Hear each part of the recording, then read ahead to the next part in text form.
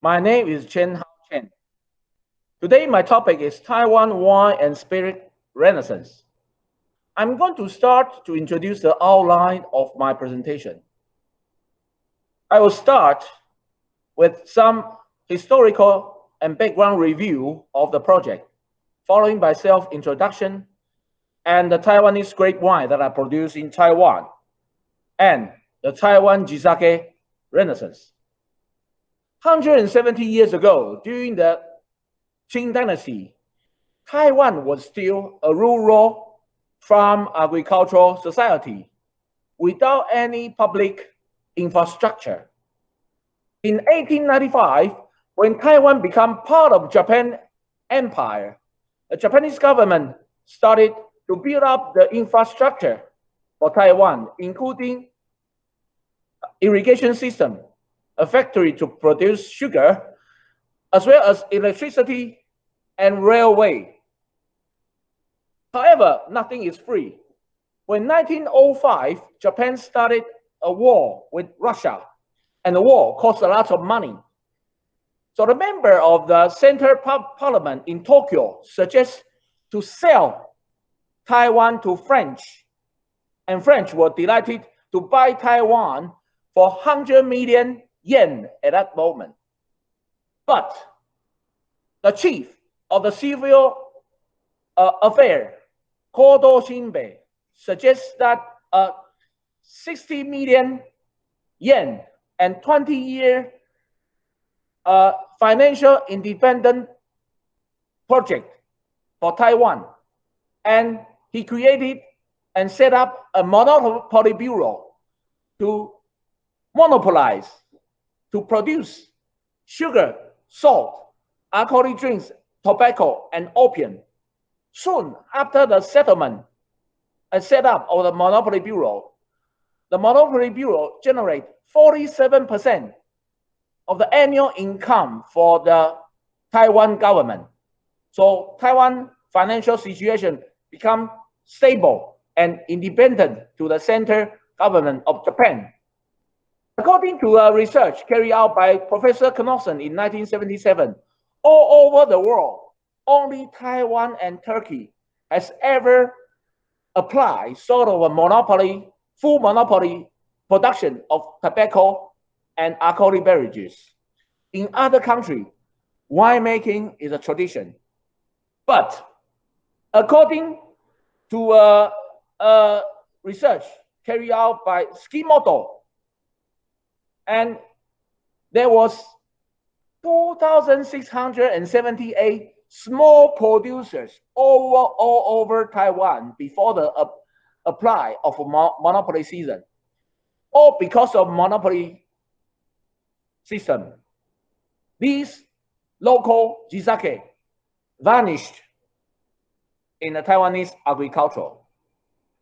And all those small producers, they use Taiwanese sweet potato, molasses, rice, sorghum to produce local alcoholic drinks, all disappeared. And I was brought up when I was 20 years old. There were only 4 or 5 kinds of alcoholic drinks available, produced by the Monopoly Bureau. And with this, I went to study hotel management in Switzerland. And our school is situated in the biggest vineyard called Valais region in Switzerland. And soon I was attracted by the fabulous and magnificent wine culture. And with a scholarship from a private company, I became the first Asian student who study wine making in the University of Burgundy. All my classmates, they are coming from the wine family. They are going to heritage the winemaking business. I was the only one student who has no vineyard at home. And if I produce wine at that moment in Taiwan, I will go to prison because winemaking was considered as a crime in Taiwan.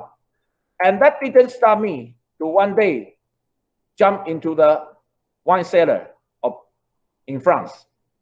As you probably know, the wine producing region is situated in a temperate zone in between 30 to 50 latitude, northern and southern hemisphere. Taiwan is a subtropical island with annual precipitation around 3,000 millimeter. It's almost 3 times than that of a wine producing region of Bordeaux or France. The viticultural plantation experiment started during the Japanese era. The Taipei Imperial University imported diverse international and hybrid variety for plantation experiment. After the experiment, 2 varieties were selected for the production of red wine. The red grape is called Black Queen. The Black Queen is bred by the father of viticulture of Japan, Kawakami Zembe, in 1927. Another variety is called Golden Muscat. Golden Muscat is bred by Cornell University in 1915. Both of them are hybrid grape varieties, which is suitable to the subtropical, humid, and hot climate. However, 99% of the world wine production relied only on one variety. It's called European Vitis vinifera species. And the hybrid variety and American variety has a nature defect called foxy, the smell of foxiness. The smell of foxiness is caused by a natural substance occur during the maturation period. It's called methyl antranilate. Methyl antranilate, the smell of methyl antranilate is very similar to that of overripe strawberry.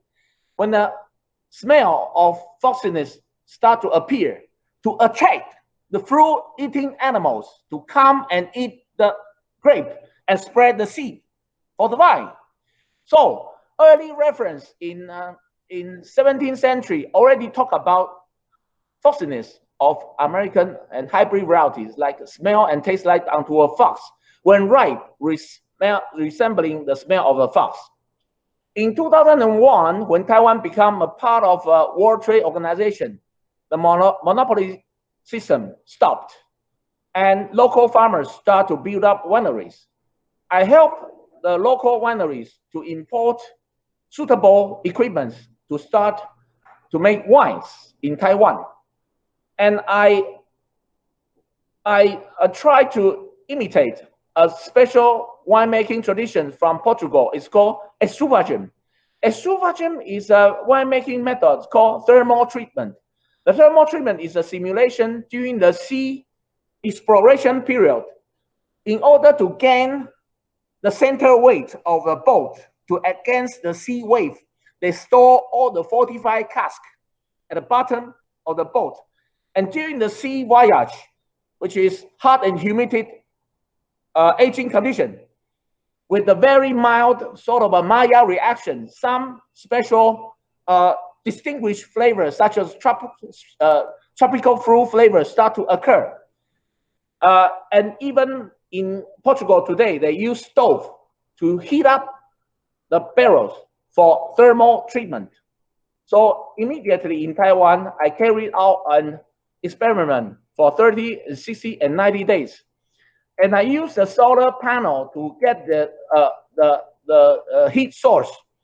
And inside of a thermal treatment chamber, I used the ventilation and serpentine coil at the bottom of the thermal treatment chamber for heat exchange.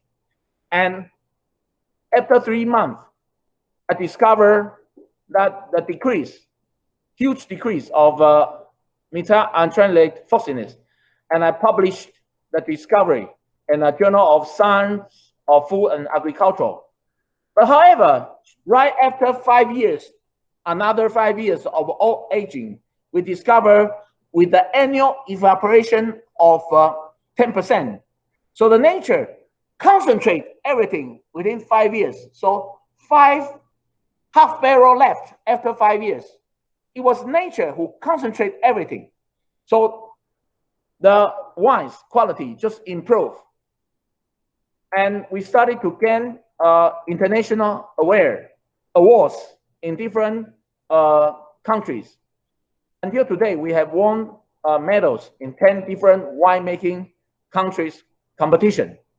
And finally, when I have enough money, I produced a sort of a design to memorize the variety from Japan. In 2014, I participated a worldwide distilled spirit conference in Glasgow. I met a professor from Kagoshima University, and I realized that because Kyushu has very similar climate than that of Taiwan, so I started my journey to learn the winemaking and shochu production of imo shochu and kobe shochu in Kagoshima. So I discovered also in Japan the king of and I discovered from the historical literature also the first immigration village is called Yoshinomura. And Yoshinomura, there was a farmer called Aoki Shigeru. Aoki Shigeru, because he missed the flavor and taste of the rice from Kumamoto. So he imported Kumamoto rice. It's called Kikuchi. Kikuchi rice to crossbreed with the local Thai rice. And finally, he came up with a new variety for making sake. It's called Yoshino Ichigo. Yoshino Ichigo has a shinpaku, and shinpaku is very easy to dissolve in water, and therefore it's good to produce sake. And with the help of a historian, Dr. Fan, we discovered that in 1935, there was 1,700 tons of Yoshino Ichigo, produced the best sake called Suiko at that moment for the highest elite officers' consumption. But however, the sake culture in Taiwan, after the departure of Japanese, the sake culture was replaced by the liquors, sorghum liquors, and Shaoxing that preferred by the Chiang Kai-shek. So after these numerous literature support, I started the project of Taiwan Wine and Spirit Renaissance. I get the seed of Yoshino Ichigo from the agricultural station, and I started to plant this year, even in the farm of Aoki Shigeru, because Aoki Shigeru in his farm last year his farm was planted with vegetables, but this year we started the project called Taiwan Jisake Renaissance, and this is the first version of sake we produce with Yoshino Ichigo. Nowadays, we are building a new brewery in Taichung, and next year we hope to inaugurate our new brewery. And I wish one day I will have the opportunity to show and share all of you face to face the Yoshino Ichigo and other shochu that we produce with the Renaissance project. Again, from the deep bottom of my heart, I would like to thank Japan for the help, for the donation of vaccines to Taiwan.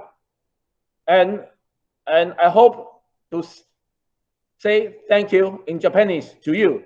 Makoto ni arigatou gozaimasu. Thank you, Japan. Thank you.